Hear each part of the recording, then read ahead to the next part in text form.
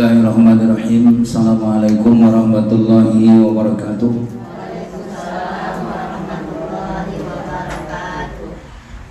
Alhamdulillahirabbil alamin.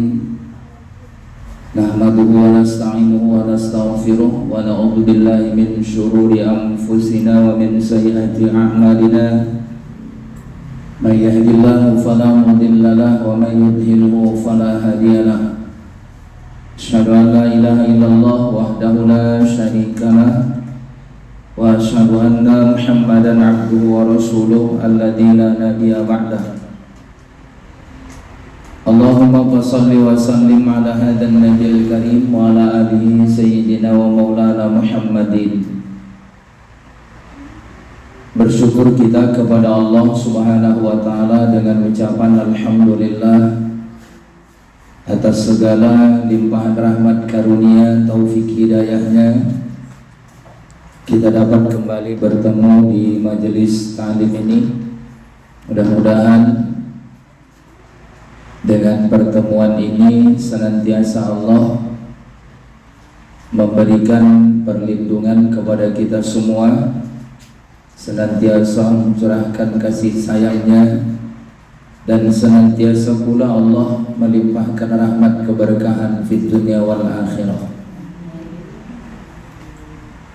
Salawat dan salam sama kita sampaikan kepada Rasulullah Muhammad sallallahu alaihi wasallam. Allahumma salli wa sallim wa barik alaihi. Semoga kita tetap senantiasa istiqomah di dalam melaksanakan rangkaian sunnah-sunnah Nabi dan berselawat kepada Rasulullah sallallahu alaihi wasallam. Insyaallah kita akan berada dalam rahmat Allah dan syafaat Rasulullah fi yaumil akhir. Sahibul bait yang sama kita doakan pimpinan dan pengurus majelis taklim, orang-orang tua kita, ibu-ibu jamaah, kita semua yang insyaallah dimuliakan oleh Allah Subhanahu wa taala. Yang terpenting adalah kita melakukan amal di atas dasar keikhlasan. Kita beribadah kepada Allah mengharapkan ridho. Jadi kata Rasulullah sallallahu alaihi wasallam yang diriwayatkan oleh Imam Muslim dan Imam Bukhari yang tergabung di dalam muttafaq alaih. Apa kata Nabi? Innamal a'malu binniyat wa innama likulli imri'in ma nawa. Sesungguhnya amal perbuatan itu sangat tergantung dari niatnya, dan setiap orang akan mendapatkan apa yang dia niatkan. Jadi kalau misalnya niatnya salah, justru bukan mendapatkan nilai. Kalau niatnya salah, justru menimbulkan kemurkaan Allah. Itu makanya tak boleh. Semua amal. Ada yang bertanya, amal itu mana Ustaz? Bukan cuma sholat, bukan cuma yang 5 fardu kita kerjakan sehari semalam itu. Amal itu banyak. Ada yang dirangkai dengan hal-hal fardu, ada juga yang sunnah. Kayak kemarin kurban, udhiyah, itu juga amal. Kalau tidak dilandasi dengan keikhlasan dan mengharap ridha Allah, maka dia tak bernilai. Jadi kan pekerjaannya sia-sia. Kemudian ada orang yang bersedekah, sedekah itu juga amal. Kalau ada orang yang bersedekah niatnya tidak benar, maka tidak ada nilai. Padahal sedekah itu, ibu tahu, orang yang bersedekah itu menjadi lampu terang, lampu paling terang di alam kuburnya. Jadi kalau kita mau punya lampu, jangan dibawa dari dunia ini. Saya bawa genset aja lah Ustaz. Tapi bersedekahlah di dunia ini, karena itu akan menjadi lampu yang paling terang di alam kubur. Maknanya apa? Satu sisi terang itu berarti ada cahaya. Ada cahaya berarti kita senang, berarti tidak diazab. Kalau gelap berarti orang menderita penuh dengan kesengsaraan. Makanya tidak demikian. Itu juga amal. Wirid ini amal, nggak usah amal. Melangkahkan kaki dari rumah kita untuk menghadiri majelis ilmu itu adalah amal. Jadi itu pun tergantung kepada niat. Innamal a'malu binniyat. Sesungguhnya amal itu tergantung kepada niatnya. Niat itu di mana? Kerja hati. Nggak mesti dibilang. Tapi kita sudah ada tergerak di hati kita. Ini ada majelis ta'lim, ini ada majelis ilmu. Mudah-mudahan aku mendapatkan tambahan ilmu, bisa meningkatkan keimanan, bisa menambah amal ibadah. Itu dia dapat karena Allah. Aku ngajilah. Kebetulan kemarin baru beli baju baru. Yang dia dapat ya itu. Aku ngajilah. Kayaknya di rumah pun males aku. Ya udah, memang dapatnya itu. Ngajilah aku. Hitung-hitung nanti dapat sepiring lontong. Ya udah, lontong itu. Jadi tergantung kepada apa yang kita niatkan. Walikul limri'im ma nawa. Jadi setiap orang akan mendapatkan apa yang dia niatkan. Nah, ini dituntun Rasulullah SAW buat kita. Lalu kaitannya apa, Ustaz? Kita ingin sampaikan malam hari ini, ada 3 golongan manusia yang paling awal diadili, dihadapkan kepada Allah, dan kemudian 3 golongan itu pula yang paling pertama disengat oleh api neraka. Agar kita bisa berhati-hati, kita waspada, agar kita jangan masuk ke dalam golongan itu. Siapa 3 golongan ini, ibu jamaah yang dimuliakan oleh Allah? Yang pertama adalah kata Rasul an Abi Hurairah radhiyallahu anhu, sami'tu Rasulullah sallallahu alaihi wasallam, dari Abu Hurairah radhiyallahu anhu, aku mendengar Nabi mengatakan, atau Rasulullah bersabda, orang yang pertama kali diadili di hadapan Allah atau dihadapkan kepada Allah adalah orang-orang yang mati syahid, yang katanya dia berjuang di jalan Allah, yang membela agama Allah. Tapi sekarang tidak perang, Ustaz. Kami nggak ikut perang ini, ibu-ibu. Nah, syahidnya wanita tidak mesti harus ikut berperang. Kata Nabi, syahidnya wanita itu adalah ketika ia melahirkan, dia hamil, dia melahirkan, itu syahid. Nah, kalau benar-benar ini adalah karena Allah, maka ganjarannya mulia. Tapi kalau niatnya dia hamil salah, dia bukan dapat ganjaran kemuliaan, justru murka dari Allah Subhanahu wa ta'ala. Innallaha ashtara minal mu'minin anfusahum wa amwalahum bi anna lahumul jannah. Kalau benar niatnya, dia sudah berkorban badannya. Manalah orang yang berkorban badannya, Ustaz? Ketika ia hamil, perutnya besar. Gak enak loh, Bu, orang yang perutnya besar biasanya langsing. Sekarang perutnya besar, dia udah berkorban tuh, Bu. Bukan cuma perutnya aja yang besar, pokoknya semualah besar, Ustaz. Kalau udah hamil, kadang matanya pun ikut besar, kakinya pun ikut besar, pokoknya semua besar lah, Ustaz. Iya. Kenapa? Itu kan anfusahum, mengorbankan diri untuk siap menjadi ibu yang hamil karena Allah, untuk melahirkan keturunan, dan kemudian dia menjalankan ibadah. Maka itu adalah orang yang niatnya baik. Maka ketika ia melaksanakan itu dengan mengharap ridha Allah sampai azal kepadanya, maka dia mendapatkan kemuliaan. Maka orang yang hamil melahirkan itu, ibu jamaah, bahagiannya surga, bi annalahumul jannah. Nah, orang yang mati syahid tadi, kata Nabi, dihadapkan kepada Allah. Lalu kemudian kata Allah kepada orang-orang yang mati syahid, ditunjukkanlah kepadanya kenikmatan yang telah mereka peroleh dulu di dunia. Lalu kemudian setelah mereka lihat, mereka mengakuinya, benar ya Allah.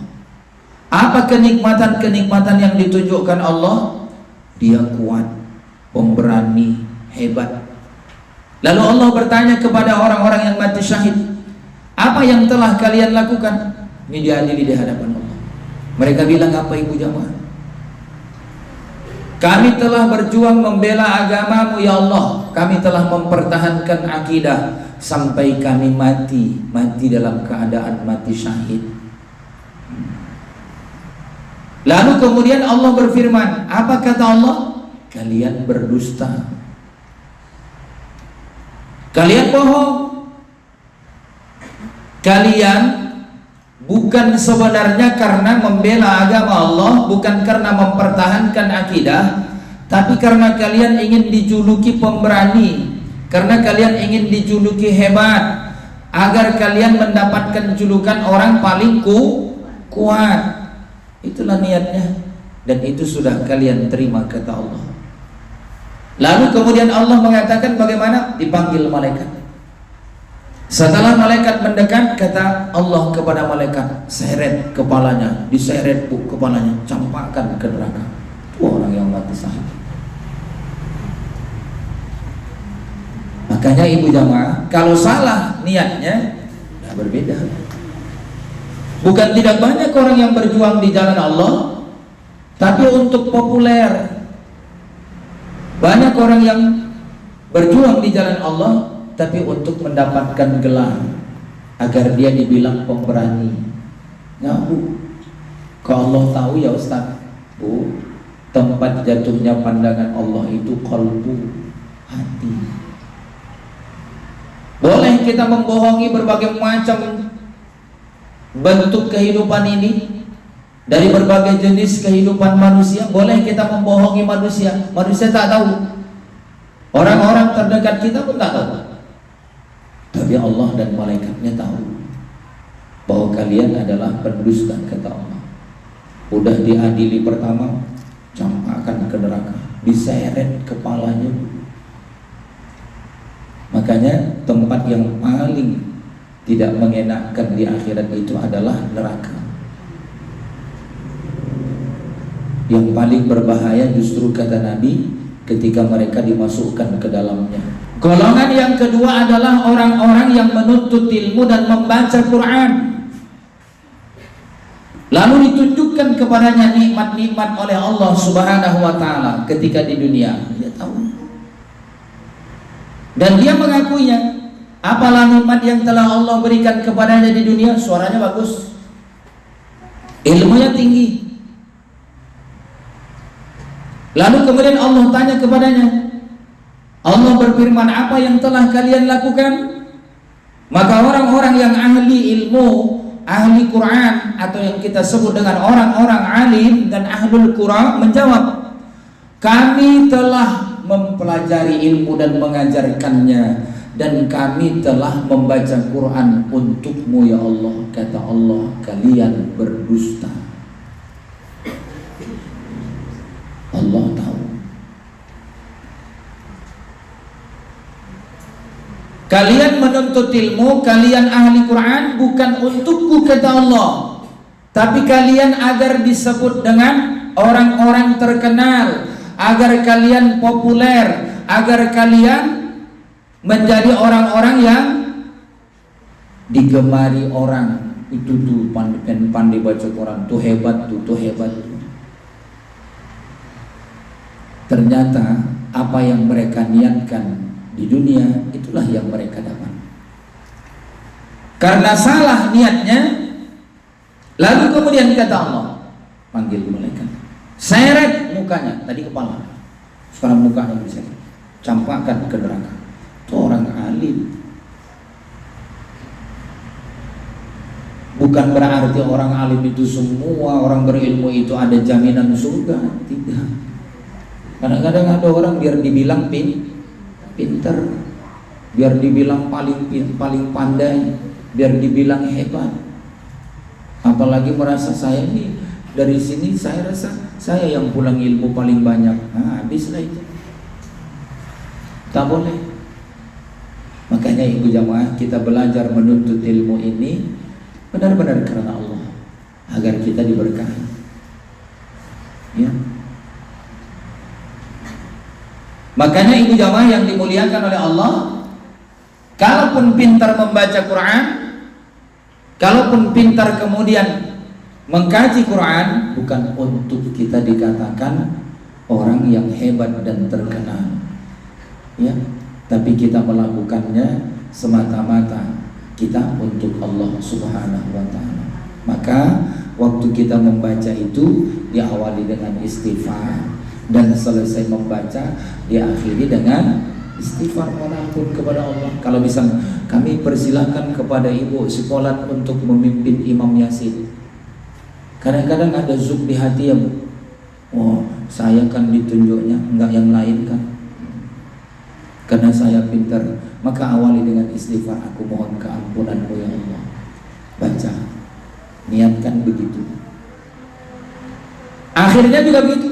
Mana tahu ada salah di dalam membaca, mana tahu ada salah di dalam tujuan. Kita minta ampun kepada Allah. Minta ampun kepada Allah. Jadi kalau kita pintar baca Quran bukan untuk gaya-gayaan. Kita pintar baca Quran bukan untuk sombong, bukan untuk membuat kita hebat. Ajarkan kepada orang lain, kasih tahu orang lain. Makanya tadi Ustaz bilang, kita membacanya nggak perlu cepat-cepat. Ya, ketika kita salawat Ibrahim, ya Allahumma salli ala Sayyidina Muhammad wa ala ali Sayyidina Muhammad kama barakta ala Sayyidina Ibrahim wa ala ali Sayyidina Ibrahim wa barik ala Sayyidina Muhammad wa ala ali Sayyidina Muhammad. Itu ada daknya. Karena itu qalqalah kubra, bukan Muhammad. Karena itu di ujung ayat. Makanya banyak orang yang baca dia salah, bukan dapat nilai, dia tidak dapat pahala. Itu tadi yang dimaksudkan oleh Nabi. Jangan ya. Yuk sama-sama kita perbaiki pelan-pelan. Gak apa-apa. Saya rubah sedikit-sedikit Ustaz, udah jadi, nggak ada masalah. Nah itu. Lalu kemudian orang-orang yang tadi menuntut ilmu, belajar ilmu, dan kemudian membaca Quran, justru karena niatnya salah, masuk ke dalam neraka. Orang yang pertama diadili Allah, dan golongan orang pertama disengat oleh api neraka. Subhanallah. Jadi kalau kita masuk orang yang mau belajar, orang yang membaca Quran, luruskan niat kita biar itu mendapatkan nilai dari Allah Subhanahu wa Ta'ala. Golongan yang ketiga, golongan yang ketiga kata Rasulullah, yang diadili di hadapan Allah adalah orang-orang yang dianugerahi harta, diberikan kelebihan rezeki yang banyak. Itulah orang-orang kaya. Ditunjukkan kepadanya nikmat itu, dan dia tahu ini nikmat-nikmat yang telah Allah berikan kepadamu di dunia. Ini fasilitasnya, ini tanahnya, ini rumah sewanya, ini kemudian apa tabungannya, ini emasnya, ini semua hartanya banyak. Lalu Allah tanya, Allah berfirman, apa yang telah kalian kerjakan? Kata orang-orang kaya tadi, ibu jamaah, kami telah berinfak ya Allah di jalan-Mu. Kami laksanakan infak ini karenamu. Kata Allah, kalian berdusta. Allah tahu. Kalian berinfak agar kalian dipuji. Kalian berinfak agar kalian disanjung. Kalian berinfak karena kalian ada sesuatu. Kalian menolong orang karena ada keinginan darinya, bukan karena Allah. Allah tahu ibu jamaah. Akhirnya apa kata Allah? Panggil malaikat, seret mereka, campakkan ke neraka. Ternyata orang kaya pun dicampakkan. Jadi maksudnya apa? Kalau kita bersedekah kalau kita berinfak. Jangan justru kita lakukan karena kita ingin disebut-sebut namanya, karena kita ingin dipuji oleh, oh kalau ibu Sipolan hebat, oh kalau ibu Sipolan kalau dia berinfak, kalau dia tidak pernah sikit, dan setiap ada orang mengumpulkan bantuan dia ikut dan dia senang. Itulah yang dimaksudkan Nabi dengan ucapan dengan wa inna likulli imri'in ma nawa, maka setiap orang akan mendapatkan apa yang dia niatkan. Kalau dia ingin dipuji, ya dia dapat dipujian.